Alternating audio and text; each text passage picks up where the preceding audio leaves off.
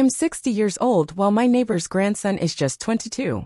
Those words resonate like a revelation, don't they? As if a secret murmured in the shadows, destined to remain hidden. Yet here I find myself, laying it all bare, for the burden of it is far too heavy to bear in solitude.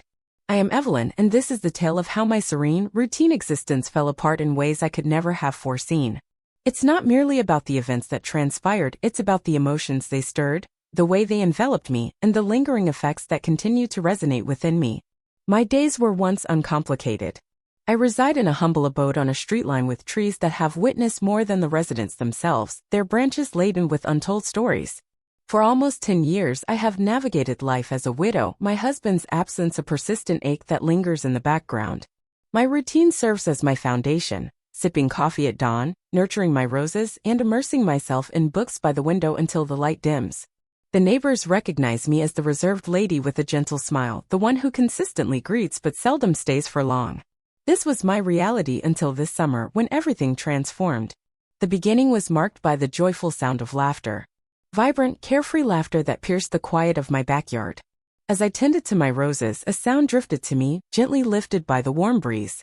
I peered through the fence and caught sight of him, Ethan, the grandson of my neighbor Clara. He lay across her lawn, casually tossing a football with a friend, his shirt left behind in the sweltering heat. His skin shimmered in the sunlight, and his movements were fluid, as if he were intrinsically connected to the world in a manner I hadn't experienced in years. I stood motionless, my shears clutched tightly, observing him intently. He possessed a beauty that wasn't refined like that of film icons, but rather in a raw, unfiltered manner that caused my heart to constrict. I reassured myself that it was insignificant. A transient instant, a play of illumination. I was 60, for heaven's sake. It was entirely inappropriate for me to pay attention to a boy like that. Yet, the following day he returned, this time solitary, engrossed in a book beneath Clara's oak tree. I stood by the fence, feigning interest in my roses while sneaking furtive glances. His dark hair tumbled into his eyes, and he possessed this tendency to bite his lip when lost in contemplation. I found myself curious about the book in his hands, pondering the thoughts that danced within his mind, hidden behind those intriguing eyes. I found myself in a state of contemplation, and I loathed myself for it. Then arrived the moment he addressed me. The late afternoon sun cast a warm glow, and the air was heavy with the intoxicating fragrance of jasmine. As I tended to my garden, the sound of his voice drifted over, soft and inviting, from beyond the fence. "Mrs. Harper, your roses are simply extraordinary," he remarked. I spun around, taken aback, and there he stood, propped against the fence, his smile both lopsided and captivating. My heart faltered. I offered to thank you, my voice more stable than I truly felt. He made a point to introduce himself, even though I was already familiar with his name. "Ethan." It flowed from his lips as if it were destined to be uttered with care, relished in every syllable. We had a conversation. Initially it was the little details, my garden, his summer trips to his grandmother's, the transformation of the neighborhood since his childhood. Yet, there was an intensity in his gaze, a lingering quality that felt almost deliberate, and his smile carried an unsettling familiarity. I sensed it, that tug, akin to an undercurrent hidden below the surface. I convinced myself it was all in my head. He was merely exhibiting courtesy and warmth. Young men at that stage of life often overlook women like me, not in that manner. Yet, with each word he uttered, with every burst of laughter, a flicker of something I hadn't experienced in ages ignited within me. It was exhilarating and it was daunting. The days melded into weeks, and Ethan settled into the rhythm of my summer. He would pause at the fence whenever he spotted me outside, occasionally bringing a chilled soda from Clara's fridge, his fingers lightly grazing mine as he passed it to me. Every touch sent a surge through me, a vivid reminder of the vitality still coursing within. Our conversation flowed freely, touching on a myriad of topics, literature, melodies, and the aspirations he held for what lay ahead. He shared with me that he was studying art, and his voice brightened as he spoke about how colors could weave a narrative. I was entranced not only by his words but by the way he made me feel acknowledged. Not merely as the widow, the gardener, or the quiet neighbor, but as a woman, full of life and authenticity. I was aware of the risks involved. With each glance and every smile I was certain of it. Yet I found myself unable to halt. I had no desire to. And then arrived the night that transformed everything. It was a Friday, the atmosphere thick with the anticipation of rain. Clara had left town, leaving Ethan to occupy her home by himself. As I stood in my kitchen scrubbing away at the dishes, A sudden knock echoed from the back door. My heart soared. I sensed it was him even before I turned the handle. He remained in place, his hair wet from an unexpected shower, his shirt adhering to his shoulders. "I noticed your light was on," he remarked, his tone gentler than normal. "May I enter?" I ought to have declined. I ought to have dismissed him. However, I chose not to. I moved aside, allowing him to enter my kitchen, where he carried the aroma of rain intertwined with an undeniable spark. We conversed as we typically did, yet there was an electric tension in the atmosphere, a heaviness to each utterance.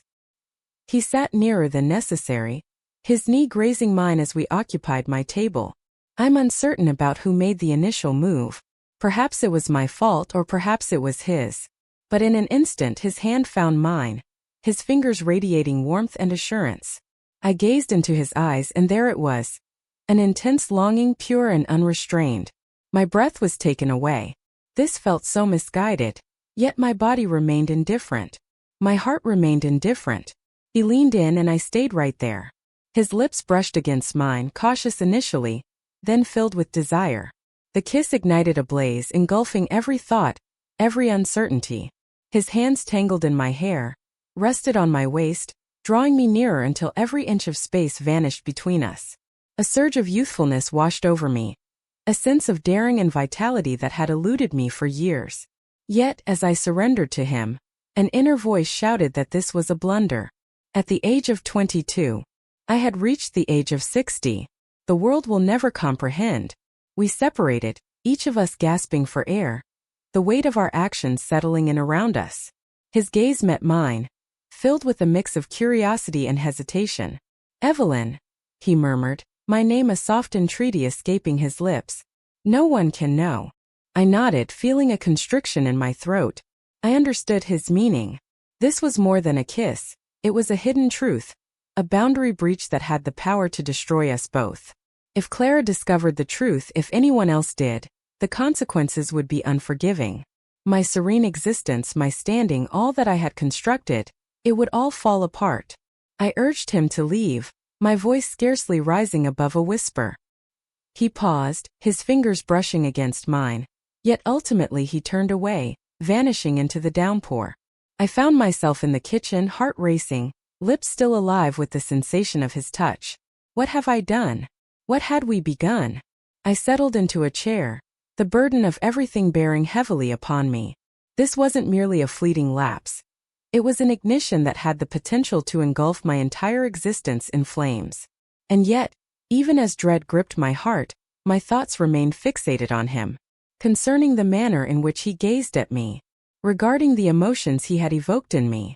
I lay awake that night, reliving each moment, caught in a struggle between remorse and desire. I realized I needed to keep my distance, to put a stop to whatever this was before it escalated any further. Yet, beneath the surface, uncertainty lingered within me. Ethan had stirred a feeling within me, a feeling I believed had faded into oblivion. With that secret igniting a fire within us, I found myself teetering on the brink of something perilous, something from which there would be no return. What might unfold next? I was unaware. Yet, one truth remained undeniable. Everything had irrevocably changed. The rain poured relentlessly that night, mirroring the tempest that raged within me. I lingered in my kitchen long after Ethan had gone, the memory of his kiss still igniting a warmth on my lips. My hands shook as I clutched the edge of the counter, seeking to ground myself in something tangible, something genuine. Yet everything seemed to lose its authenticity. Not the dishes piled in the sink, not the roses drooping in their vase, not the life I had painstakingly crafted over the years. All I could perceive was his visage, those deep-set eyes brimming with a desire that reflected my own. All I could sense was the allure of the taboo, something I understood I ought to flee from yet found myself unable to resist. The following morning I stirred awake to a somber sky and an unsettling weight in my heart. I reassured myself that it was merely an error, a fleeting misstep. I was Evelyn Harper, the solitary widow, the one who exchanged polite waves with neighbors and stirred no trouble. I was not the type of woman to engage in midnight kisses with boys much younger than myself. As I savored my coffee, gazing at the garden, the undeniable truth lingered. I felt no regret. Not quite. And that frightened me more than anything. I steered clear of the fence that day, remaining indoors with the curtains tightly closed, as though concealing myself from the outside could somehow undo the events that had transpired. Yet Ethan was omnipresent, in the subtle creak of the floorboards, in the lingering scent of rain that hung in the air. I found myself revisiting that moment, the way his breath had faltered when our lips touched, the sensation of his hands firm and confident. It was a mistake, undeniably so, yet it felt like awakening from a long slumber. Having experienced it, how could I possibly return to what was before? As the afternoon wore on, the rain diminished to a gentle drizzle, and I found myself unable to bear the confines of my own thoughts any longer. I donned a sweater and ventured into the garden, convincing myself that all I required was a breath of fresh air.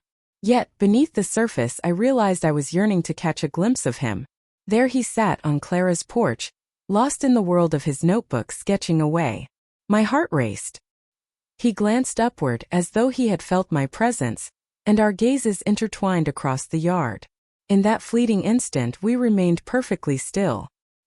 He placed his notebook aside and strolled over to the fence. "Evelyn," he murmured, his tone hushed as if wary of eavesdroppers. "May we have a conversation?"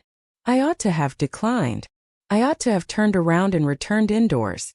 Yet my feet led me to the fence, and before I realized it, we were mere inches apart, the wooden slats the sole barrier preventing us from crossing into another realm. "I couldn't sleep," he remarked, his gaze probing into mine. I found myself reflecting on the events of last night. "About you." His words crashed over me like a wave, unearthing all that I had attempted to conceal.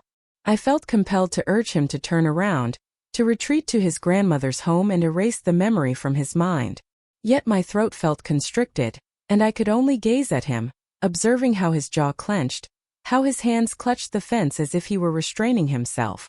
"It was a mistake," I finally admitted, my voice scarcely rising above a whisper. But even as I expressed it, I didn't have boots. He stood his ground. "I understand it's intricate," he remarked. "Yet, you occupy my thoughts incessantly. You can't possibly be immune to it." I felt the urge to deceive.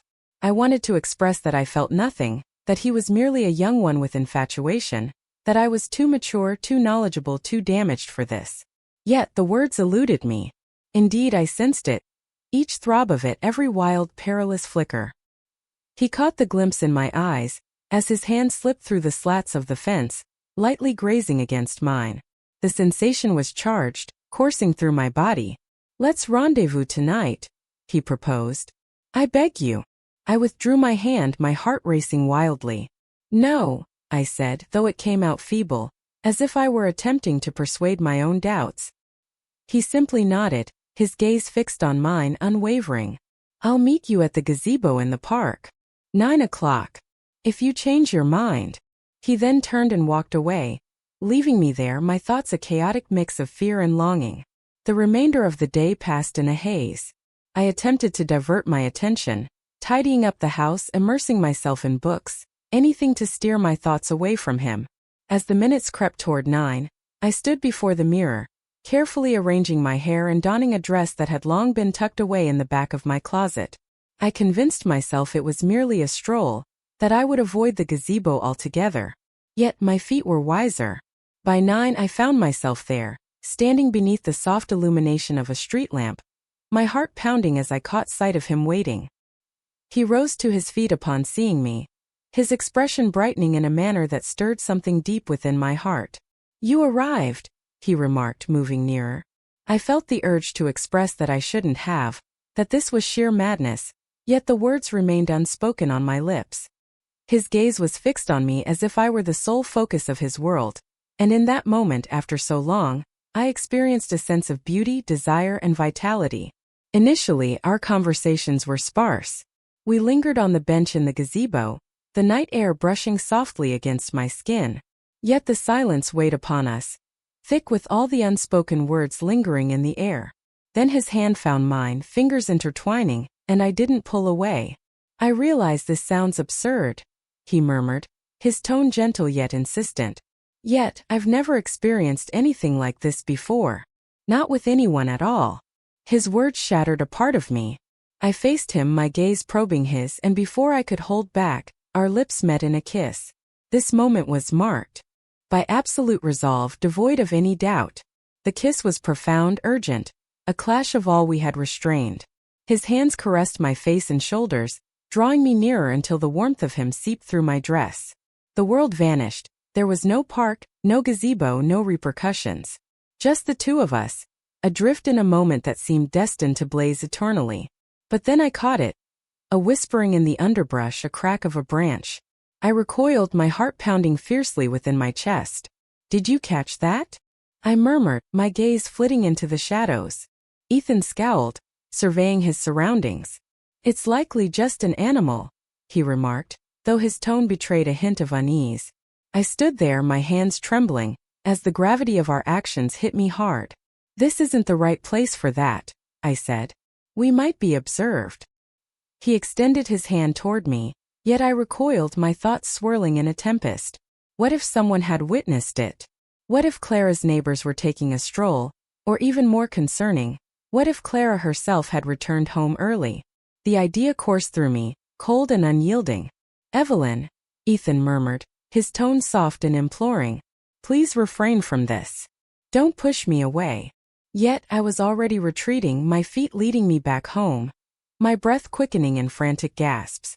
Upon returning home, I secured the door and rested against it, my heart racing in my chest. I acted foolishly, an impulsive, self-centered individual. Yet, despite the guilt gnawing at my insides, my thoughts remained consumed by him. His touch, his voice, the way he had gazed at me. As I stood there, struggling to regain my breath, a gentle knock echoed from the back door. My stomach plummeted. I recognized the sender before I even unsealed it. Ethan stood there, his gaze shadowed by an unnameable emotion. "I refuse to back down," he declared, his tone unwavering even as the strain etched across his features. "Not unless you tell me you don't want it." I parted my lips, ready to utter the words that would bring it all to a close, yet they remained trapped within me. Ultimately, I truly desired it. I desired him. And that was the most perilous aspect of it all. The sound of a knock at my back door reverberated through the stillness of my home, each tap striking at the core of my determination. I stood still, my hand resting on the doorknob, Ethan's words echoing in my mind. "I'm not letting this go." My heart felt like a battlefield, caught between the blaze he had sparked within me and the chilling fear of the potential consequences. I realized I needed to send him away, to declare that this was finished, that we had crossed a line. Yet my body acted against my will, my fingers twisting the knob before my thoughts could align.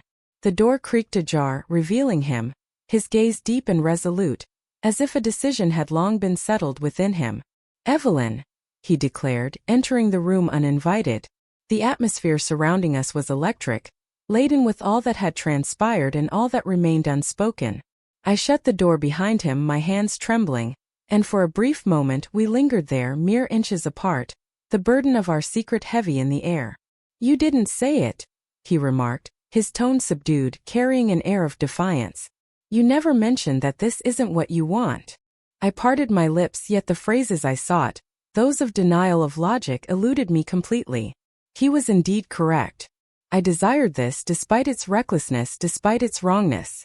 I longed for the way he gazed at me, as if I were more than just the accumulation of my years, more than the reserved widow living next door. I craved the sensation of his touch, how it set my skin ablaze, transporting me back to a time when I felt invincible and full of life. Yet, longing for something doesn't guarantee its safety, and the dread of discovery felt like a noose constricting around my neck. "Ethan," I murmured, my voice trembling. "If anyone discovers—" I couldn't complete the thought. The image of Clara's expression, the murmurs of the neighbors, the collapse of my meticulously crafted existence, it was overwhelming. Yet, he moved nearer, his hand lightly grazing my arm, and the heat of his touch silenced the rising anxiety. "No one's going to find out," he declared, his tone unwavering, tinged with a hint of rebellion. "Only if we proceed with caution." Proceed with caution. The term seemed like a harsh jest. This was anything but cautious, him in my kitchen, his breath a gentle warmth against my cheek, his hands finding their way to my waist. I leaned into him without a hint of caution, my determination disintegrating like brittle leaves. We kissed again, and this time it felt distinct, slower, deeper, as if we were relishing each moment, aware it could be our final one. His hands explored, following the contours of my body, and I surrendered to the sensation, to him, to the exhilarating rush of being desired. Yet the world has a tendency to impose itself. As we separated, gasping for air, I caught the sound, a car door slamming in the distance. My heart ceased to beat. I hurried to the window, parting the curtains, and caught sight of Clara's car parked in her driveway. She returned ahead of schedule. Panic gripped me, fierce and unyielding. "She's back," I whispered urgently, glancing at Ethan. His complexion drained of color, yet he remained still. "Go," I urged, my tone filled with intensity. At this moment, he paused, his gaze locking onto mine, but then he gave a slight nod and quietly slipped out the back door, vanishing into the darkness. I remained in place, heart pounding, attempting to calm my breath. The kitchen lingered with his essence, a blend of rain and cologne, and I felt like a fugitive erasing traces of an illicit act. I adjusted my dress, glanced at my reflection in the mirror, and hoped Clara wouldn't come knocking, wouldn't perceive that something was amiss. She did not. The following morning I spotted her in her garden, joyfully waving as she tended to her plants. I returned the wave, forcing a smile while a knot of guilt twisted in my stomach. I convinced myself that it had come to an end. Gone are the late-night meetings, and the stolen kisses are a thing of the past. I had narrowly escaped a perilous situation, and I was determined not to tempt fate once more. Yet Ethan envisioned something different. That afternoon he discovered me in my garden, his expression a mystery. "We need to talk," he murmured, his voice barely above a whisper, casting a furtive glance toward Clara's house to ensure she wasn't observing. "There's nothing to discuss," I stated, maintaining a steady tone. "This has to stop." Yet he moved closer, his gaze igniting a fire within me that threatened to unravel my determination. "I can't stop," he declared. "Nor can you. I can sense it within you, Evelyn. Being with me brings you to life. Please don't say you wish to return to how things used to be." His words pierced through, for they held an undeniable truth. Before he entered my life, it was as if I existed in a shadow, a collection of hollow days linked only by monotony. Yet this was an inferno, and infernos consume all that lies before them. "You don't understand," I said, my voice quivering with emotion. "Should Clara discover this, or anyone else for that matter, it will ruin everything. For the two of us." "Then we'll be careful," he reiterated, his voice tinged with a sense of urgency, as if he were imploring me to trust that it could be done. "Let's rendezvous this evening. For one final occasion. If you still wish to conclude things after that, I'll take my leave." I swear, I really should have said no. I ought to have concluded it at that moment. Yet the idea of a final encounter with him, a last savoring of that intensity, was simply irresistible. "Where?" I inquired, loathing myself for doing so. "The old barn," he remarked. "At the rear of the park. It remains an untouched place, devoid of visitors." "Midnight." I nodded, my gaze averted, and he departed in silence. The remainder of the day felt like an agonizing ordeal, my thoughts a tumultuous clash of remorse and desire. I promised myself I would go to bid farewell to bring closure to this chaos. Yet, beneath the surface, I was aware of the truth I was concealing. The barn lay shrouded in darkness and silence, the atmosphere heavy with the aroma of hay and dust. Ethan lingered in the shadows, his figure illuminated by a narrow beam of moonlight. Initially, there was silence between us. There was no necessity for that. The instant I entered, he was present, enveloping me in his embrace, his lips meeting mine. It was chaotic, urgent, as if we were racing to reclaim all the moments that would forever elude us. His hands roamed freely, drawing me nearer, and I surrendered to the experience, to him, to the wild, exquisite turmoil of it all. But then it occurred, the moment I had dreaded all along. A shaft of light pierced the shadows, and a voice, clear, recognizable, echoed through the stillness. "Evelyn." It was Clara. I stood still, my heart racing, as she entered the barn, her flashlight casting beams across us. Ethan withdrew, his complexion drained, yet the truth was unmistakable. She had noticed us, observed the way we were intertwined, the remorse evident on my expression. "Clara," I began, my voice trembling, but she interrupted me, her eyes filled with disbelief and hurt. "How could you do that?" she said, her voice trembling. "He is my grandson. He is a young lad." The words struck with a force, and I sensed the burden of my decisions descend upon me. Ethan attempted to move closer, to utter a word, but Clara spun around, her voice escalating. "And you, how could you betray me like this?" "For her." I sought to clarify, to help her grasp the situation, yet I found myself at a loss for words. The reality was exposed, harsh, and inescapable. Clara burst through the door, tears cascading down her cheeks, and I realized that everything had irrevocably changed. Ethan extended his hand toward me, yet I recoiled, my heart constricted by sorrow. "Go," I uttered, my tone empty and devoid of emotion. "I kindly ask you to leave." He departed, and I collapsed onto the barn floor, the stillness engulfing me entirely. The following days unfolded in a haze of murmurs and furtive looks. Clara remained silent, her gaze avoiding mine entirely. The neighbors seemed to sense a shift, their smiles chilling, their waves faltering. The serene existence I had protected with such tenacity was shattered, overtaken by a controversy from which there was no retreat. I caught a final glimpse of Ethan before he departed from town. He approached my back door, his eyes glistening with emotion, his voice barely above a whisper. "I apologize," he stated. "I never intended for this to unfold." I yearned to despise him, to hold him accountable for it all, yet I found myself unable to do so. Because I had desired it as well. I had selected it, each step along the journey. "Farewell, Ethan," I uttered, and I shut the door behind me. Now, after several weeks, I find myself still gathering the fragments. The roses in my garden are fading, and I lack the will to care for them. Clara's house sits in silence, the porch devoid of life. I'm uncertain whether she will find it in her heart to forgive me, or if the community will ever let go of what happened. Yet, the most challenging aspect isn't the murmurs or the scrutiny. The void lingers, the awareness that the flame will never ignite within me again, that the vibrancy of life will remain forever out of reach. I am 60 years old while my neighbor's grandson is just 22. And for a fleeting moment, I was naive enough to think that was sufficient.